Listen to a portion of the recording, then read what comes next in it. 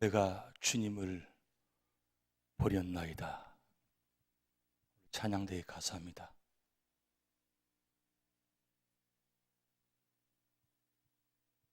내가 주님을 버렸는데 주님은 우리를 구원하시기 위해서 지금 예루살렘으로 입성하십니다. 참 놀라운 말씀입니다. 우리는 다 죽음의 길로 가야 되고 사망의 길로 가야 되는데 거기서 끝나지 않고 우리는 날마다 주님의 십자가에 못 박고 있는데 주님은 그 십자가에 못 박힘을 당하시고도 여전히 우리를 사랑하시며 오늘 또 종료주를 맞이해서 주님께서 이곳으로 오셨습니다. 종료주의 가장 큰 축복은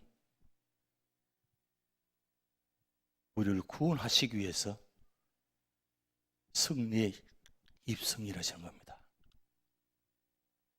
오늘 종료주를 맞이해서 오늘 마태복음 21장에 나타나 있는 이 말씀을 통해서 예수님 모습을 자세히 한번 들여다보시기 바랍니다. 33년간의 공생의 기간 동안 3년간 마지막 주님께 사역하시면서 이 마지막 이 한 주간을 주님은 준비하셨습니다. 기적 가운데도 복음을 전하시면서도 그리고 연약한 자, 힘든 자 옆에 계시면서도 그리고 틈만 나면 기도하시는 그 주님. 그 주님께서 마지막 우리를 구원하시기 위해서 예루살렘으로 입성하십니다. 그런데 그 주님께서 마지막까지 한 가지 놓치지 않은 부분이 있습니다. 그것이 무엇이냐면 구약에 예언된 말씀을 하나도 남김없이 다 이루시려고 준비하신다는 겁니다. 우리가 살아가다 보면 바쁘고 힘들다 보면 우리는 때로는 신앙을 멀리할 때 있고 예배를 멀리할 때가 있고 기도의 자리를 멀리할 때가 있습니다. 사순절이 시작된 지가 벌써 35일째 되는 날인데 아직도 우리 삶의 자리에 사순절의 의미가 무엇인지, 왜 사순절을 지켜야 되는지, 왜 우리가 새벽마다 나와서 사순절을 지켜야 되는지 그 의미를 모르고 살아간다면 이 종료주일에 우리가 주님 앞에 어떤 모습으로 서셔야 됩니까? 주님은 우리를 사랑하신다고 말씀하시고 말씀을 하실 뿐만 아니라 실제적으로 삶의 절에 오셔서 우리와 임마누엘 하시면서 함께 하시면서 늘 이렇게 역사하시는데 우리는 주님을 외면하고 주님 말씀대로 살지 않고 내 방법대로 내 뜻대로 세상 가운데 그저 그것을 쫓아가 다니면서 살아가는 우리의 모습들을 바라보면서 오늘 그래도 그나마 종료주일 나와서 예배드린다는 자체만 하더라도 어떻게 보면 기적이라고 할 수 있을지는 모르겠습니다. 그런 주님께서 오늘 마태복음 21장을 통해서 말씀하고 계십니다. 그 말씀은 구약의 예언들을 이루시겠다는 겁니다. 주님께서는 예루살렘 입성 전에 이미 구약에 예언된 말씀을 이루시려고 제자들에게 나귀 새끼를 데려오라고 말씀합니다. 그래서 제자들이 묻습니다. 아니 주인도 아니시면서 어떻게 그렇게 말씀하십니까? 그럴 때에 주님께서 말씀하십니다. 주가 쓰시겠다 하라. 그러면 주실 것이다. 그 말씀에 순종해서 제자들이 가서 그 말씀대로 나귀 새끼를 주가 쓰시겠다고 말씀하니까 이거 웬일입니까? 나귀 새끼만 주는 것이 아니라 나귀까지 함께 주는 것입니다. 마태복음, 마가복음, 누가복음, 요한복음 이 사복음서에 이 본문이 기록되어 있습니다.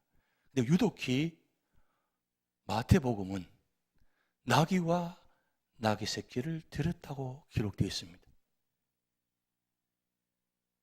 왜 나귀 새끼만 드리지 않고 나귀까지 드렸을까요?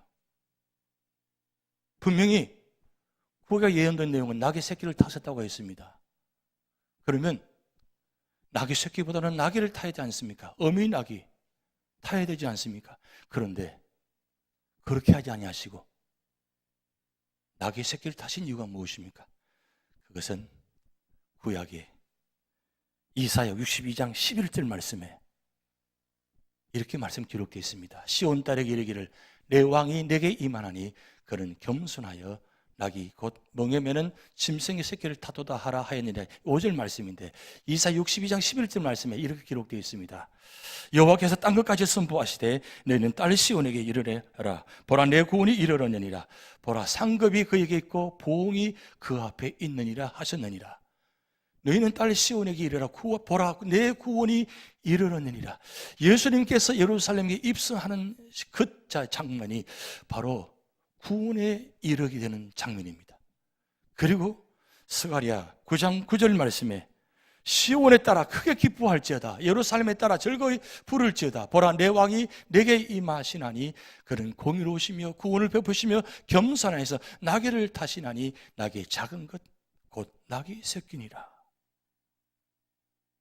주님은 이 절대 절명의 순간에 우리는 놓칠 수도 있습니다. 정신이 없을 수도 있습니다. 바쁘다 보면 핑계댈 수도 있습니다. 그러나 주님은 그렇게 하지 아니하시고 이 구약의 말씀 스가랴 9장 9절 말씀을 그대로 이루시려고 나귀 새끼를 준비하게 하십니다.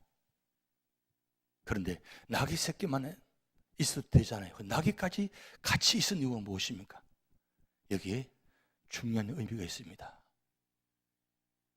마태의 기자는 나귀 새끼가 갔을 경우에 과연 어떻게 될 것인가? 그래서 나귀와 함께 같이 갔을 경우에 어떻게 될 것인가? 그것을 한번 질문했을 것입니다. 만약에 나귀 새끼만 간다면 한 번도 가보지 못한 새로운 세상에 그가 어떻게 갈 것이겠습니까? 그러기에 마태 기자는 나귀와 나귀 새끼를 함께 동반해서 예수님께 데려옵니다. 그 장면 속에서 예수님께서 나귀와 나귀 새끼를 보셨을 것입니다. 그런데 누가 봐도 나귀 새끼를 타는 건 아니고 나귀를 타실 것입니다. 그런데 예수님은 나귀를 타지 아니하시고 나귀 새끼를 타셨습니다. 아마도 이해하기 힘들 것입니다. 왜냐하면 나귀 새끼는 어리기 때문입니다. 예수님의 성인입니다. 그 위에 탄다는 자체가 무겁습니다. 그런데 굳이 나귀 새끼를 타는 이유가 무엇입니까? 하나님 말씀에 철저히 순종하는 모습, 철저히 말씀을 이루시려 하는 모습, 이건 굉장히 중요한 말씀입니다. 예수님께서 이 땅에 오실 때부터 마지막 십자가에 죽으실 때까지 예수님 모든 삶은 철저하게 구약의 예언된 말씀대로 시작하셨고 마치셨습니다. 한 가지도 예수님 생각대로 하지 않으셨습니다. 그리고 공생의 기간 동안 예수님께서 사역하시면서도 언제나 많은 사람들이 기적을 베푸는 가운데 왕으로 삼으려고 할 때도 예수님은 거기에 연연하지 아니하시고 폼 잡지 아니하시고 숨으시고 도망가시면서 언제나 기도의 자리를 지켰습니다. 왜 그렇게 하셨습니까? 말씀을 이루시기 때문입니다. 오늘 우리 삶의 자리에 힘든 자리, 고통의 자리, 고난의 자리, 아픔의 자리, 고통의 자리가 많이 있습니다. 그럴 때 우리의 눈이, 우리 마음의 생각이 어디가 있습니까? 그 아픔 때문에, 그 환경 때문에 그게 치우쳐서 우리가 말씀을 이루지 못할 때가 얼마나 많습니까? 사순절 기간은 주님의 생각과 주님의 마음과 주님의 태도를, 삶을 되돌아보는 자리입니다. 그러기에 예수님께서 이 나귀 새끼를 타시는 이 장면 속에서 우리는 한 가지라도 말씀을 놓칠 수가 없다는 겁니다. 왜냐하면 말씀의 생명이고 말씀의 구원의 역사이기 때문입니다. 예수님은 그 말씀을 지키시려고 몸부림치셨고 그 상황 가운데도 누가 봐도 그런 장면이 아니지만 예수님은 마지막까지 이 장면을 연출하고 있지 않습니까? 왜 그렇습니까? 말씀이 그만큼 소중하기 때문입니다. 그러면서 9절 말씀에 이렇게 예수님 입성 장면을 찬양합니다. 앞에서 가고 뒤에서 따르는 무리가 소리 높여 이르되 호산나 다윗 자손이여 찬송하리로다. 주의 이름으로 오신 이여 가장 높은 곳에서 호산나 하더라. 지금 예루살렘 백성들이 지금 예수님 입성 장면을 환영하면서 호산나 찬양하고 있습니다. 그런데 이 호산나, 이 찬양이 단순히 그저 어쩔 수 없어서 우연찮게 호산나 한 것이 아니라 이 무리들이 호산나 하는 것도 사실은 구약의 예언된 말씀을 이루는 장면입니다. 시편 118편 25절 26절 말씀에 이렇게 되었습니다. 25절 여호와여 구하옵나니 이제 구원하소서. 여호와여 우리가 구하옵나니 이제 형통하게 하소서. 이제 구원하소서. 이 뜻이 호산나입니다. 호산나. 그들은 외쳤었습니다. 호산나. 그때 그 당시에 왕이 승리해서 입성할 때는 종려나무 가지를 들고 흔들면서 찬양했다고 했습니다. 그런데 이들이 종려나무 가지만 흔드는 것이 아니라 호산나 호산나 다윗의 자손이여 찬송했다는 사실입니다. 그 누구도가 시킨 것도 아닙니다.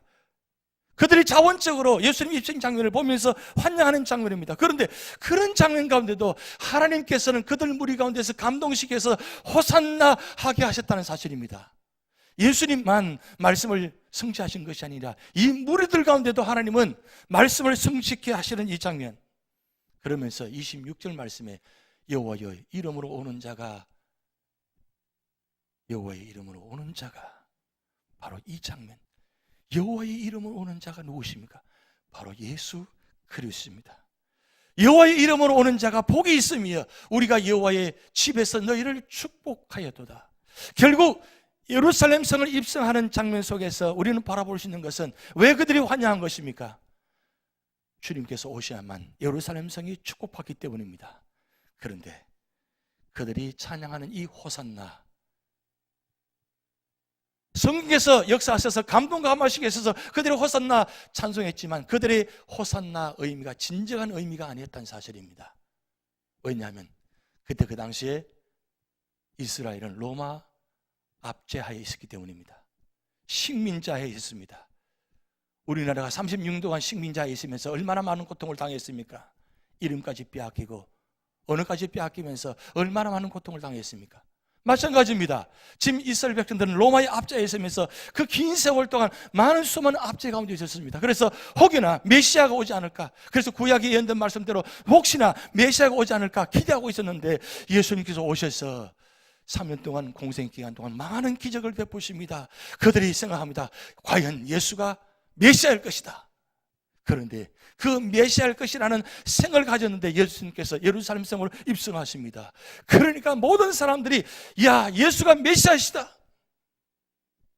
그렇게 환영하면서 호산나 다윗의 자손이여 찬송했습니다. 그런데 그렇게 호산나 다윗의 자손에 찬송한 그들이 일주일 후에 예수님을 십자가에 못 박은 자들의 모습. 오늘 우리가 어떤 모습으로 찬양드립니까? 내가 주님을 버렸나이다. 오늘 찬양 가사입니다. 과연 우리가 이 찬양하면서 정말 아직도 우리가 현재 예수님을 버리고 있지는 않은지, 예수님과 관계없이 살아가고 있지는 않은지, 겉으로는 직분을 가졌고 겉으로는 예수 믿는 척합니다. 주일날 성경 찬송을 들고 옵니다. 그리고 찬양합니다. 그런데 그때에 이스라엘 백성들이 호산나 다윗의 찬송이여 찬송한 것처럼 오늘 우리가 그들이 찬송한 모습은 똑같은데 실제 들여다보면 그들과 다를 바 없는 모습들이 혹시나 있지는 않은지는 모릅니다. 여러분, 이 종료주일 왜 주님께서 오셨습니까? 왜 입성하셨습니까? 여러분을 구원하시기 위해서 입성하셨습니다. 그래서 예수님은 예루살렘 성을 입성하시면서 세 가지 직무를 가지고 입성하셨습니다. 바로 예수님은 메시아로서 예루살렘의 성리에 입성을 하셨습니다. 메시아는 기름 부음 받은 자, 바로 예수님은 예수 그리스도, 예수님은 이름입니다. 그리스도는 직분입니다. 그리스도, 기름 부음 받은 자, 메시아. 구약시대에는 기름 부음 받는 자는 왕과 선지자와 제사장이 기름 부음 받습니다. 그런데 예수님께서 예루살렘 성을 입성하시면서 왕으로 입성하실 뿐만 아니고 선지자로서 입성했다고 했습니다. 선지자는 하나님 말씀을 대언 자입니다. 예수님은 예루살렘 성을 입성하시면서 마지막까지 하나님 말씀을 선포하시면서 말씀을 이루시는 최후의 선지자입니다. 그리고 제사장은 구약의 제사장은 백성을 대신해서 제사를 드립니다. 그런데 이 제사장은 불완전합니다. 매번 드릴 때마다 동물에다가 제 전가를 지키면서 안수 기도하고 제물을 태워서 드렸습니다. 그런 제사장의 역할을 예수님은 우리의 죄를 대신해서 당신 자신이 십자가에 지시면서 대제사장의 직분을 감당하셨습니다. 단번에, 구약은 매번 드려야 됩니다. 매년 드려야 됩니다. 그런데 예수님의 이 제사의 드림은 단번에 모든 것을 완성시켰습니다. 그것이 바로 우리의 죄입니다. 예수님께서 우리의 죄를 대속하셔 지신 이유가 무엇입니까? 누구도 이 세상에 이 죄를 대신할 수가 없다는 겁니다. 오직 하나님만이 이 죄를 대속할 수 있는 분입니다. 그러기에 그분은 승리의 입성으로 왕과 선지자와 제사장의 직분을 가지고 입성하셨습니다. 그런데 오늘 마태복음에는 왕의 이야기입니다. 마태, 마가, 누가, 요한복음은 예수님께서 오시는 장면을 4가지 모습으로 기록하고 있습니다. 마태복음은 왕의 복음입니다. 마가복음은 종의 복음입니다. 누가복음은 사람의 복음입니다. 그리고 요한복음은 하나님의 아들 그리스도의 복음입니다. 그 관점으로 마태, 마가, 누가, 요한복음을 기록해 놓았습니다. 근데 마태복음은 왕이신 그리스도께서 입성하셔서 장면을 보고 있습니다. 근데 왕으로 입성하시는 장면 중에서 첫 번째 말씀은 바로 예수님은 영광의 왕으로 입성하셨다는 겁니다. 근데 시편 24편 7절 말씀에 문들아 너희 머리를 들지어다 영원한 문들아 들릴지어다 영광의 왕이 들어가시리로다. 이 메시아 곡의 한 곡입니다. 주님께서 지금 예루살렘 성을 입성하시는데 문들아 너희 머리를 들지어다 영원한 문들아 들릴지어다 영광의 왕이 들어가시리로다. 주님의 영광의 왕이십니다. 왜냐하면 이 세상의 모든 것을 피하시고 사하시고 친히 영광스러운 존재로 세움받았기 때문입니다. 그래서 우리는 늘 주님을 찬양할 때마다 영광의 왕을 찬양드려야 됩니다. 영광의 주님을 찬양하셔야 됩니다. 그리고 두 번째로는 바로 평강의 왕의 모습으로 오셨습니다. 이사야 9장 9절 말씀에 이는 한 나귀가 우리에 낳고 한 아들을 우리에게 주신 바가 되었는데 그의 이름은 정사를 외웠고 그의 이름은 기묘자라 못사라 전능하신 하나님이라 영존하신 아버지라 평강의 왕이라 할 것임이니라. 예수님께서 이 땅에 오셔서 이유가 무엇입니까? 하나님과 우리와의 관계 속에서 죄의 문제를 말미암아 막힌 담이 있습니다. 이 죄의 문제를 해결하시기 위해서 화목제물이 되셨습니다. 여러분과 하나님과의 관계가 이 죄의 문제가 막혔단 말입니다. 그 문제를 해결하시기 위해서 십자가에 죽으신 말미암아 하나님과 우리의 관계가 평화의 관계가 되었습니다. 이 평화의 관계가 우리 이웃과의 관계가 바로 평화의 관계가 연결되어야 됩니다. 그래서 저 십자가는 바로 평화의 상징입니다. 저 십자가 아래에 있으면서도 아직도 미워하고 시기하고 질투하고 분쟁하고 전쟁하고 있다면 이젠 다 내려놓으셔야 됩니다. 세상은 평화를 이야기하면서 전쟁을 합니다. 전쟁이 끝이 평화라고 이야기합니다. 평화를 이야기하면서 핵을 준비합니다. 왜요? 가져야만 있어야만 평화가 이루어지기 때문에. 그래서 힘이 있어야만 평화가 이루어진다. 그 논리입니다. 근데 주님께서는 그 힘 있는 권능을 다 내려놓으시고 그저 십자가에 못 박혀 죽으셨습니다. 주님 그렇게 안 하셔도 됩니다. 그냥 말씀으로 다 용서하실 수 있습니다.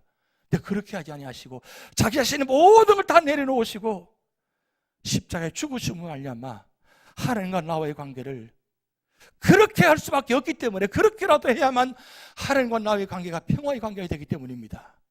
그래서 그게 끝나지 않고 바로 이웃과의 관계가 수평적인 관계가 이루어져야 됩니다. 오늘 또 주님은 그걸 원하십니다. 하나님 관계는 잘 하시는데 이웃과의 관계, 성도의 관계를 잘 못하고 있는 부분들이 많지 않습니까? 하나님은 잘 믿고 있는데 이웃을 사랑하지 못합니다. 십자가의 정신이 아니고 예수님의 사랑이 아닙니다. 예수님은 그것마저도 다 내려놓으시고 이제는 하나님과 우리 이웃과의 관계를 하나 되게 평화의 관계로 만드시기 위해서 평강의 왕으로 오셨습니다. 그리고 예수님은 오늘 말씀처럼 21장 5절 말씀에 겸손의 왕으로 오셨습니다. 시온 딸에게 이르기를 내 왕이 내게 임하나니 그는 겸손하여 낙이고 명예면은 짐승의 새끼를 탓도다 하라. 여러분 이 장면 보시면서 웃기지 않습니까? 예수님께서 3년 동안 얼마나 많은 기적들을 베푸셨습니까? 세상에 그런 기적을 보지 못하는 장면들입니다. 엄청난 기적을 장면들입니다. 권세 있습니다. 권능이 있습니다. 그러면 예수님께서 예루살렘에 입성하실 때 100만을 타고 들어가셔야 되지 않습니까? 왕권을 쓰시고 폼 잡아서도 괜찮을 것입니다. 그런데 그렇게 하지 아니하시고 다 내려놓으시고 겸손히 나귀 새끼를 타고 들어가십니다. 여러분, 그 모습이 우스운 모습이겠습니까? 예수님은 나귀 새끼를 타고 들어가시더라도 예수님 말씀은 우스운 모습이 아닙니다. 그 모습 자체만 하더라도 나귀 새끼가 보이지 않습니다. 주님만 보입니다. 왜냐하면 주님은 거룩하신 분이고 주님은 완전하신 분이기 때문입니다. 나귀 새끼 탔다고 해서 내가 자리가 비천한 자리가 아니란 말씀입니다. 예수 믿는 것이, 복음을 전하는 것이, 선교하는 것이, 봉사하는 것이, 우리 삶의 자리가 그렇게 하는 것이 누가 보기에 참 어설퍼 보이고 참 부족해 보이고 연약해 보이고 아무것도 아닌 것처럼 보이고 뭐 그렇게까지 할 필요가 있냐고 생각할 수 있습니다만은, 그런 자리를 오는 게 주님께서 원하십니다. 예수님은 오늘 우리가 나귀 새끼를 타라고 말씀합니다. 그런 천하고 연약한 자리에, 부족한 자리에 우리가 앉으라는 말씀입니다. 왜냐하면 그 자리에 그렇게 타시고 들어가시면서 결국 어떻게 하셨습니까? 승리하셨습니다. 승리하신 것이 대단하게 왕관을 쓰셔서 왕으로 취임하신 것이 아니라 십자가에 죽으셨습니다. 여러분, 십자가에 죽으심이 승리하신 것입니다. 부활이 승리가 아니라 십자가에 죽으심이 승리입니다. 주님은 죽기 위해서 오셨습니다. 죽으시니까 하나님께서 예수님을 부활시키셨습니다. 빌립보서 2장에 보면 죽기까지 복종하셨더니 하나님께서 그를 존귀하게 세우셨다고 말씀했습니다. 오늘 우리가 예수님처럼 나귀 새끼를 타고 들어가면, 그 비천한 자리에 들어가 있으면 주님께서 하나님께서 우리를 세워주실 것입니다. 그러기에 우리 예수 믿는 사람은 겸손하셔야 됩니다. 언제나 삶의 자리마다 겸손하여서 바로 주님 모습이 나타나는 장면, 바로 그 자리가 바로 오늘 종려주일의 장면입니다. 그리고 예수님은 희생의 왕이십니다. 갈라디아서 1장 4절 말씀, 그리스도께서 하나님 곧 우리 아버지 뜻을 따라 이 악한 세대에서 우리를 건지시려고 우리 죄를 대속하시기 위하여 자기 몸을 주셨다고 했습니다. 자기 몸을 주셨어요. 여러분 몸을 주실 수 있습니까? 여러분 몸을 다른 사람을 위해서 희생할 수 있습니까? 주님은 당신 자신을 나를 위해서, 우리를 위해서 다 주셨습니다. 다 희생하셨습니다. 죽기까지 희생하셨습니다. 그것이 바로 희생의 주님의 모습입니다. 이렇게 주님께서 희생하신 말미암아 십자가가 완성되었습니다. 초림에 주님의 예루살렘 입성 모습은 어떻게 보면 초라할 것 같습니다. 그런데 예수님께서 재림하실 때는 어떤 모습인 줄 아십니까? 요한계시록 19장 11절 16절에서 예수님은 만왕의 왕으로 오신다고 기록해 있습니다. 11절, 또 내가 하늘이 열린 것을 보니 보라, 백마와 그것을 탄 자가 있으니 그 이름은 충신과 진실이라. 그가 공의로 심판하며 싸우더라. 12절, 그 눈은 불꽃 같고 그 머리는 많은 관들이 있고 또 이름 쓴 것 하나가 있으니 자기밖에 아는 자가 없고. 13절, 곧 그가 피 뿌린 옷을 입었는데 그 이름은 하나님의 말씀을 칭하더라. 14절, 하늘에 있는 군대들이 희고 깨끗한 세마포 옷을 입고 백마를 타고 그를 따르더라. 지금 예수님께서 지금 백마를 타고 오시는데 지금 하늘의 군대들이 세마포 옷을 입고 함께 이 장면을 연출하고 계십니다. 그리고 15절, 그 입에서 예리한 검이 나오니 그것으로 만국을 치겠다. 친히 그들을 철장으로 다스리며 또 친히 하나님 곧 전능하시니 맹렬한 진노의 포도주 틀을 발겠고. 16절, 우리 다 같이 있습니다. 그 옷과 다리에 이름을 쓴 것이니 만왕의 왕이요 만주의 주라 하였더라. 지금 예루살렘 성에 입성하는 이 나귀 새끼 타고 들어가시는 예수님 모습과 마지막 예수님 재림하실 때 모습은 얼마나 차이가 있습니까? 왜 이렇게 만왕의 왕으로 오십니까? 유대인의 왕으로 오신 것이 아니라 만왕의 왕으로 오신 이유가 무엇입니까? 여러분, 예수님께 십자가에 달려 돌아가실 때 그 십자가 위에 어떤 그림인 줄 아십니까? 바로 나사렛 예수, 유대인의 왕, 히브리, 로마, 헬라어로 기록해서 표시해놨습니다. 그것이 빌라도가 그렇게 나사렛 예수, 유대인의 왕이라고 그랬어요. 빌라도가 예수님을 유대인의 왕이라고 썼었어요. 그런데 히브리, 로마, 헬라어로 기록했다고 했습니다. 무슨 뜻입니까? 온 세상의 왕이시라는 뜻입니다. 이건 정말 놀라운 일 아닙니까? 예수 믿지 않는 그 빌라도를 통해서 십자가에 히브리, 로마, 헬라어로 나사렛 예수 유대인의 왕, 이대로 주님께서 요한계시록에 오실 때 만왕의 왕으로 오셔서 여러분을 환영하실 것입니다. 그러기에 종료주일은 여러분을 구원하시기 위해서 있는 주일입니다. 여러분의 삶의 자리가 이런 축복된 구원의 자리가 되시기를 주님으로 축복드립니다. 기도하시겠습니다. 하나님 아버지, 종료주일 만왕의 왕 오신 예수님을